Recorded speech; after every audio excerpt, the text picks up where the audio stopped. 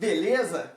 Na aula de hoje nós vamos resolver exercícios focados na matéria que vocês estão estudando para o Enem, certo? Então eu vou escolher algumas questões que são importantes para o Enem para a gente dar uma reforçada nelas. A primeira questão, vocês podem acompanhar na apostila do SAS de Física 1, na página 12, certo? A questão de número 3, da página 12.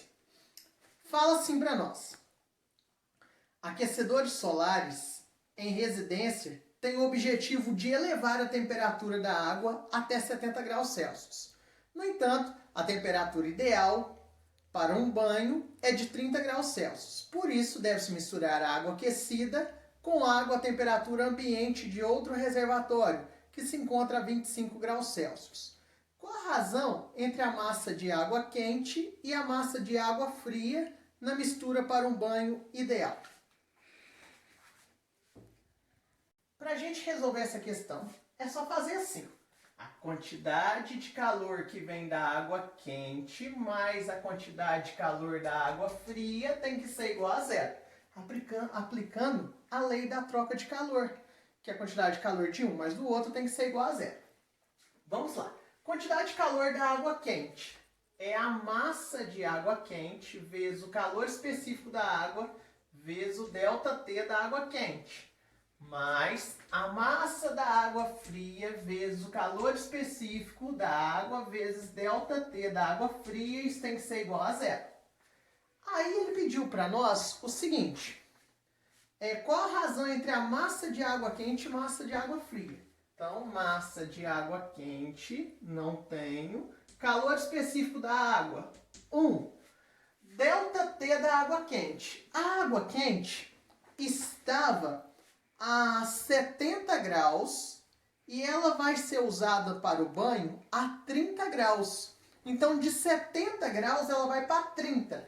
De 70 para 30, ΔT menos 40. Mais a massa da água fria, calor específico da água é 1 e o ΔT da água fria. A água fria estava a 25 graus Celsius. E ela vai para quanto? Para 30. De 25 para 30 vai aumentar 5. Isso é igual a zero. Fazendo essa conta eu vou ter menos 40 M massa da quente mais 5 massa da fria, isso é igual a zero. 5 massa da fria é igual a 40 massa da quente. Na questão, ele pediu a massa da quente dividido pela da fria. Então, ele quer o M quente dividido pelo M frio. Massa da quente sobre a fria. É só fazer o quê? Passar o 40 para cá e o MF para lá. Aí o MF vai ficar de lá. O 40 vai passar dividindo 5. Então vai ficar 5 dividido por 40. Entenderam essa parte? Ó, passei o MF para cá. Aí ficou MQ dividido por MF. E passei o 40 para cá. E ficou 5 dividido por 40. Dá para dividir por 5. Dá para dividir por 5. Isso aqui vai ser igual a 1/8. A massa da quente dividido pela massa da fria, 1/8. Quanto que é 1 dividido por 8? 0,125. O que corresponde para nós a alternativa B de bola. Agora, nós vamos fazer Física 2, página 26, questão número 9, que fala para nós assim. Pesquisas mostram que mais de 90% dos raios que atingem o solo são cargas negativas que partem de nuvens, conforme a figura a seguir. Considere a diferença de potencial elétrico entre a distribuição de cargas negativa na base da nuvem e o solo como sendo da ordem de 10 a 6 volts. De modo simplificado, considere uma altura de 2 km entre a base da nuvem e a Terra. A melhor aproximação para o modo do vetor campo elétrico entre a nuvem e o solo em volts por metro é Então, nessa questão, você tem a nuvem e aqui você tem o solo. Aí falou para nós que a base da nuvem está negativa e esses raios vão cair em direção ao solo, que é a carga elétrica descendo para o solo. Falou para nós que a DDP entre a nuvem e o solo é da ordem de 10 a sexta volts. E falou que a distância entre a nuvem e o solo é de 2 quilômetros. E ele pede para nós o campo elétrico entre eles. É só a gente aplicar a fórmula do U ED. O U é a DDP, 10 a sexta. O campo é o que eu quero. E a distância tem que estar em metros. 2 quilômetros, 2.000 metros. Só passar dividindo. O campo vai ser igual a 1 vezes 10 a sexta, que é o 10 a sexta, dividido por 2.000, que é 2 vezes 10 a terceira. Aí o campo vai ser igual 1 dividido por 2 dá 0,5 vezes 10, mais 3, sobre menos 3. 6 menos 3 dá 3. Então, o campo vai ser igual a 5 vezes 10 a segunda volts por metro. Isso aqui é a mesma coisa que 500 volts por metro, o que corresponde para nós à alternativa A. Agora, turma, nós vamos fazer Física 2, página 28, atividade número 1 dos exercícios propostos.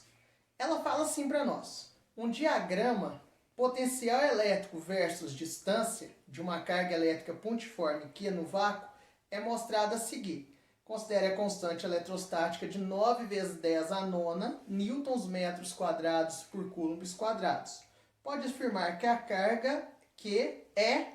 Então, se você olhar o gráfico, você vai ver que o potencial elétrico é de 30 volts e a distância, que é o raio em centímetro, ele deu que é de 3 centímetros. E ele pede a carga. Certinho? Então, nós temos o seguinte.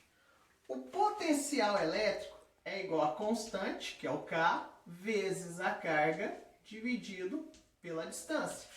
O potencial elétrico é de 30. O K, nós sabemos que vale 9 vezes 10 a nona. A carga é o que eu quero e a distância é de 3 centímetros, tem que estar em metro. Então, 3 vezes 10 a menos 2. Põe o 1 aqui, multiplica cruzado.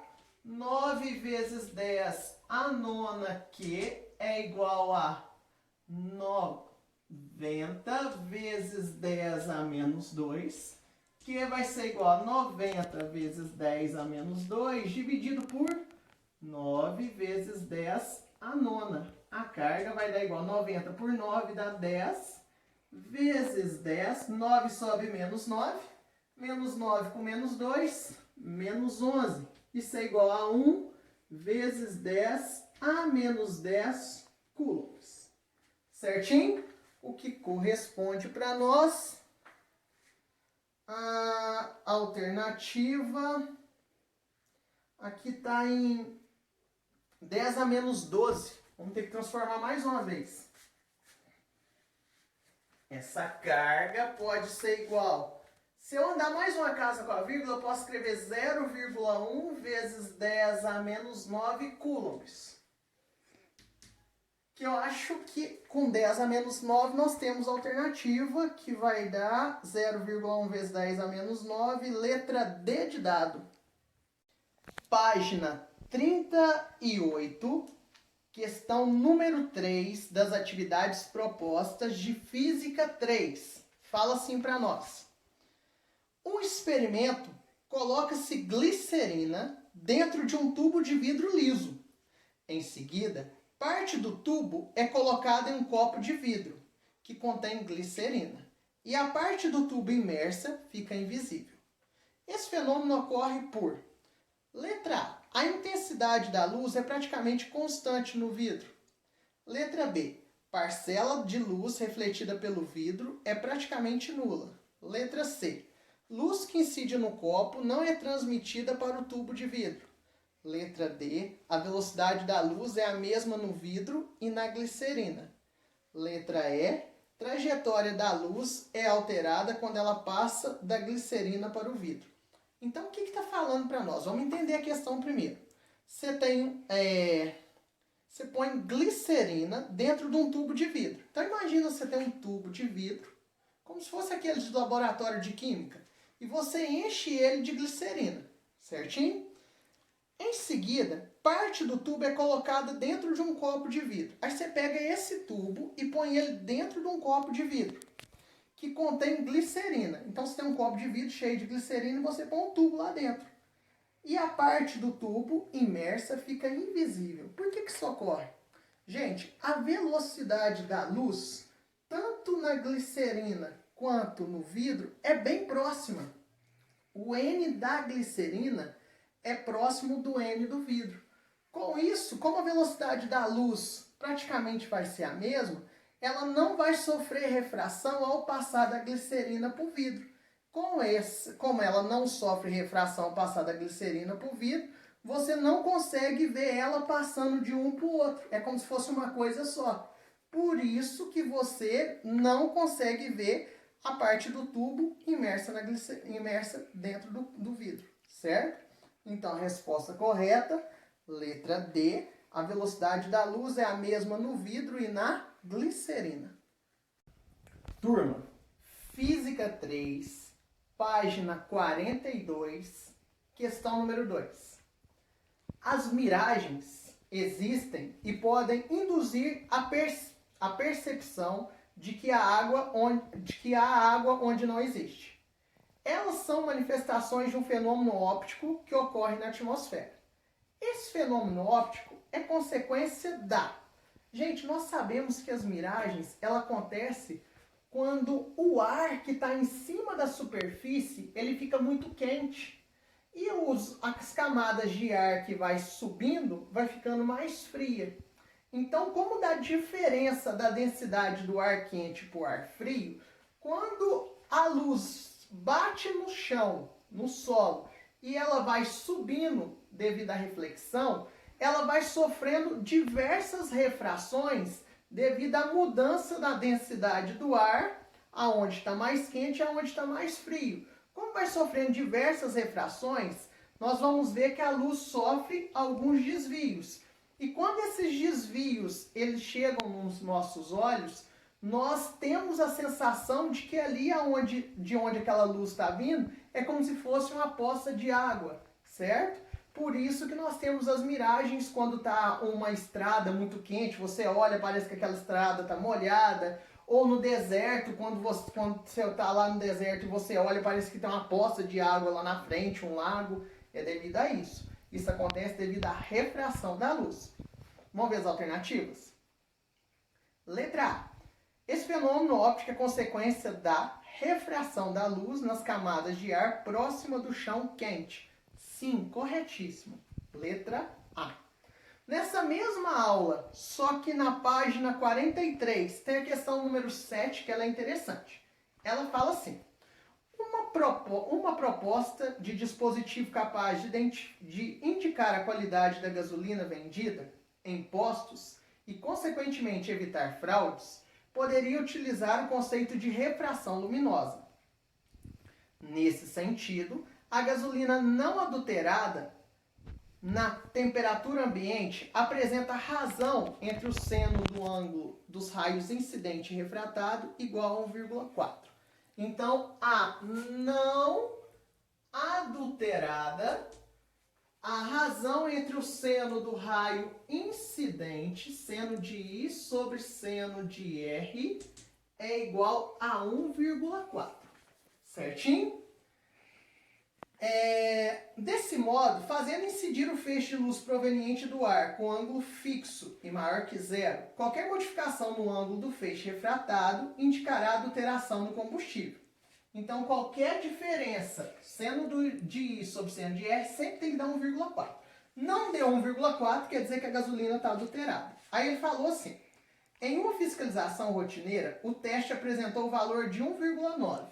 Quer dizer que teve uma gasolina adulterada. E o teste, que é o seno de I sobre seno de R, deu igual a 1,9. Certo? Qual foi o comportamento desse raio refratável? Pessoal, se o seno de I sobre seno de R deu 1,9, não deu um valor maior? Se deu um valor maior, quer dizer que, para essa divisão dar um valor maior, o seno de R tem que dar um valor menor. Se o seno de R dá um valor menor, automaticamente essa divisão vai dar um valor maior. Para o seno de R dar um valor menor, o que tem que acontecer? O raio incidente ele tem que aproximar da reta normal. Que aí o raio aproximando da reta normal vai ter um R menor. O R sendo menor vai ter um seno menor e isso vai dar uma divisão com resultado maior. Então o raio tem que aproximar da reta normal. Então vamos lá. Letra A, mudou de sentido? Não. Sofreu reflexão total? Não. Atingiu o valor do ângulo limite? Também não.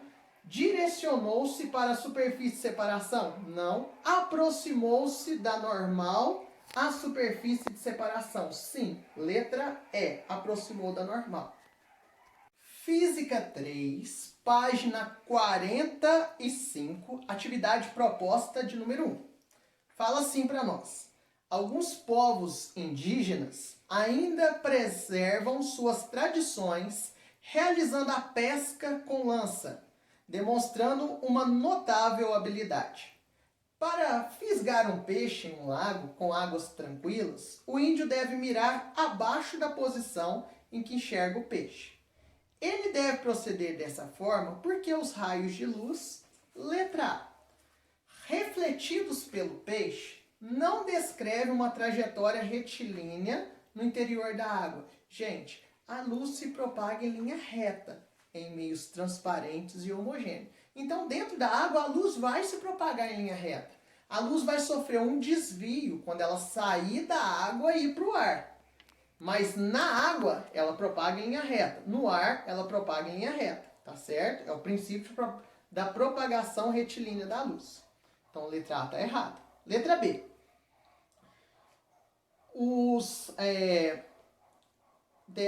Porque os raios de luz emitidos pelos olhos do índio. Pessoal, para o índio enxergar o peixe, os olhos dele não emitem luz. Os olhos dele vai receber a luz que vem do peixe. Não é os olhos dele que emitem luz, vai receber a luz. Então isso aí já deixa a resposta errada. Letra C. Os raios de luz espalhados pelo peixe são refletidos pela superfície da água. Não é os raios de luz espalhados pelo peixe, é refletido pelo peixe. A luz bate no peixe, o peixe reflete essa luz e essa luz chega até os olhos do índio. Então, letra C está errada. Letra D. Os raios de luz emitidos pelos olhos do índio. Não é o raio de luz emitido pelos olhos do índio. O índio não emite luz pelos olhos dele, ele recebe a luz para enxergar o peixe. Letra E. Os raios de luz refletidos pelos peixes desviam sua trajetória quando passam da água para o ar. Sim, é justamente a refração da luz que funciona como se fosse um dióptro plano que eu ensinei para vocês. Então, número 1, letra E. Agora, turma, nós vamos fazer Física 4. Nós vamos para a questão número 5 de Física 4, na página 52. Ela fala assim para nós. A localização de um lago em relação a uma caverna pré-histórica exigia que se caminhasse 200 metros a uma certa direção. Então vamos pôr aqui, ó. 200 metros em uma certa direção. 200 metros. Certinho?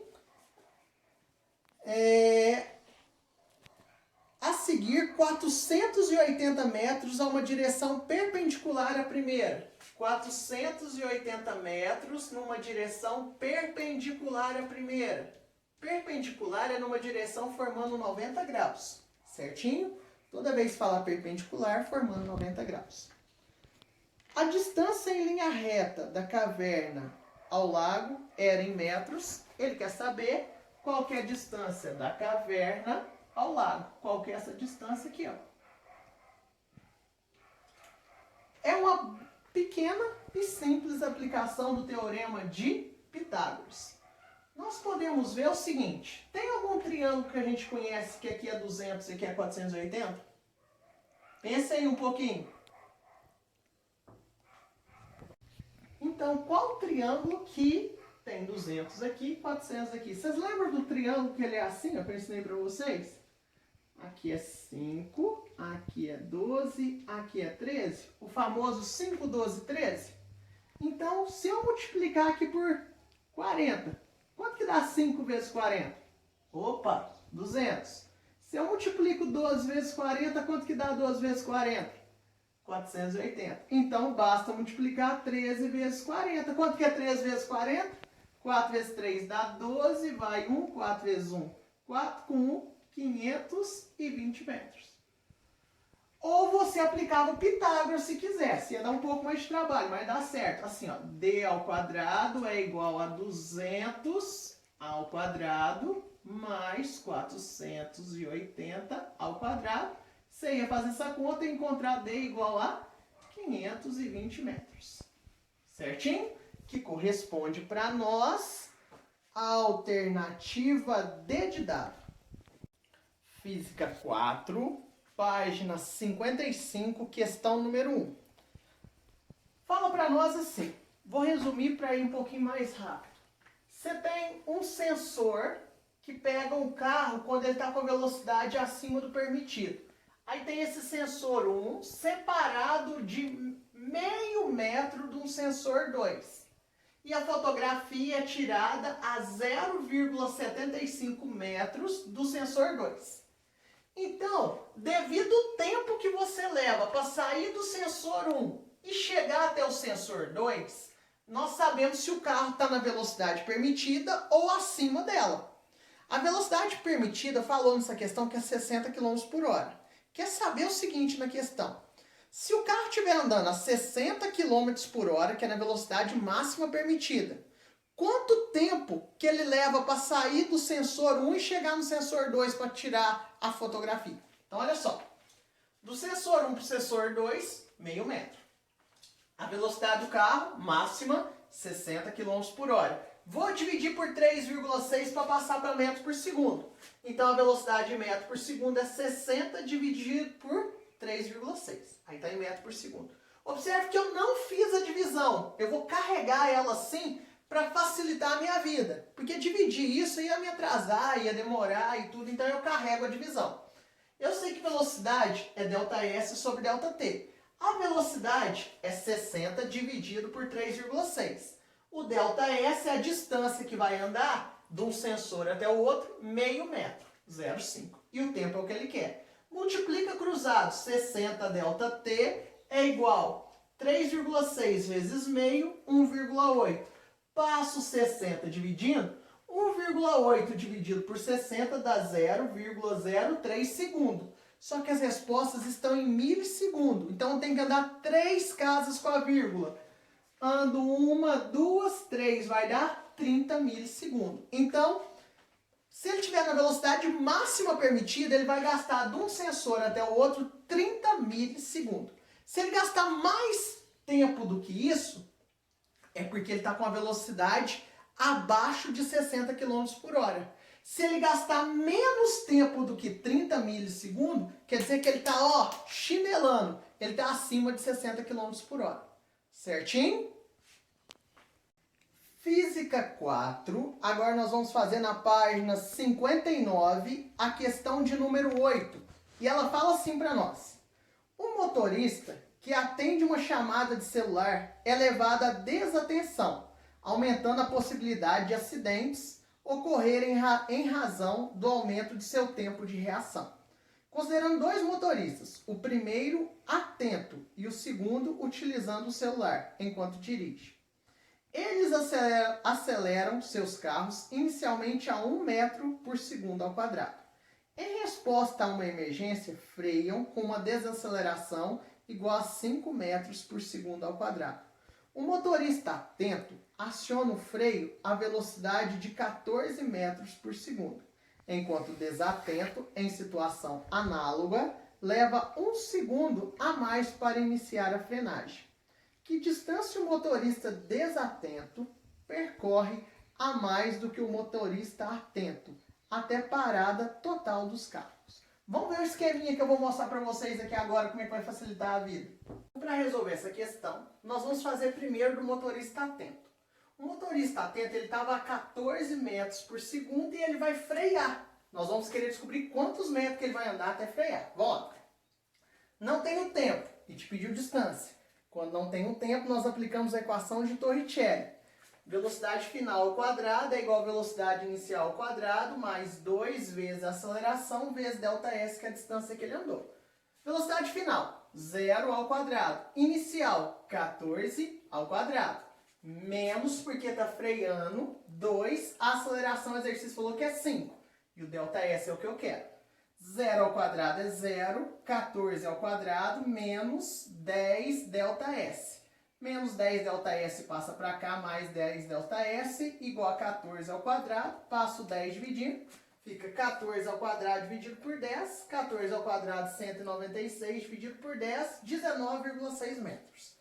Então, o motorista atento, ele vai andar 19,6 metros até parar. Certinho? Vamos ver agora o desatento. O desatento estava a 14 metros por segundo e ele levou 1 segundo para iniciar a frenagem. Então, ele ficou 1 segundo ainda, ó, acelerando. Vamos ver quanto que ele andou nesse 1 segundo, ó. 14 metros por segundo é a velocidade que ele estava. Em 1 segundo, vamos ver o que aconteceu. Velocidade é igual a velocidade inicial mais aceleração vezes o tempo. A velocidade final que eu quero, a inicial que ele estava é 14, mais a aceleração é 1 e o tempo é 1. 1 vezes 1 dá 1, mais 14 dá 15 metros por segundo. Então quer dizer que em 1 segundo, a velocidade dele já não era 14 metros por segundo, ele já tinha aumentado. Ela já tinha passado a ser 15 metros por segundo. E nesse tempo ele, ó, estava indo para frente. Vamos descobrir quantos metros que ele andou. V quadrado é igual a V0 ao quadrado mais 2A ΔS. Em 1 segundo, hein? 15 ao quadrado é igual a 14 ao quadrado, que é a velocidade final, que é os 15 que eu descobri aqui. A inicial é 14, mais, porque está acelerando, 2 vezes a aceleração, que é 1, ΔS é o que eu quero. 15 ao quadrado, 225. 14 ao quadrado, 196. Certo? Mais 2 ΔS.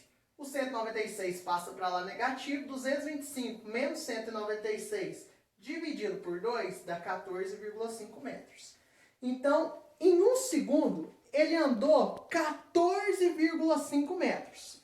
Aí que ele caiu a ficha. Opa, eu tenho que parar o carro. Aí ele começou a frear. Agora nós vamos descobrir quantos metros que ele andou até conseguir frear. Ó, velocidade final ao quadrado é igual a velocidade inicial ao quadrado mais 2A ΔS. A velocidade final é 0, porque ele vai parar o carro. A inicial, lembra que ele acelerou e agora ele está com 15? Então é 15 ao quadrado, menos 2, porque está freando, menos o 5, que é a aceleração que ele vai frear, ΔS. 15 ao quadrado, 225, menos 10 ΔS, passa para lá o 10 ΔS e passa o 10 dividindo. 225 dividido por 10, 22,5 metros. Então ele vai andar no total 14,5 com mais 32,5. Soma 14,5 com 32,5. Ele com 22,5. Ele vai andar um ΔS total de 22,5 com 14,5 vai dar 37 metros. Então o motorista desatento vai andar 37 metros. E o motorista atento? 19,6 metros. Qual que é a diferença de um para o outro? Se você fizer 37,0 menos 19,6, nós vamos encontrar 17,4 metros. O que corresponde para nós a alternativa é de escola. Meus queridos, muito obrigado pela atenção de vocês, viu? Um grande abraço. Tô morrendo de saudade de vocês. Fiquem com Deus, viu? igual. A gente ama.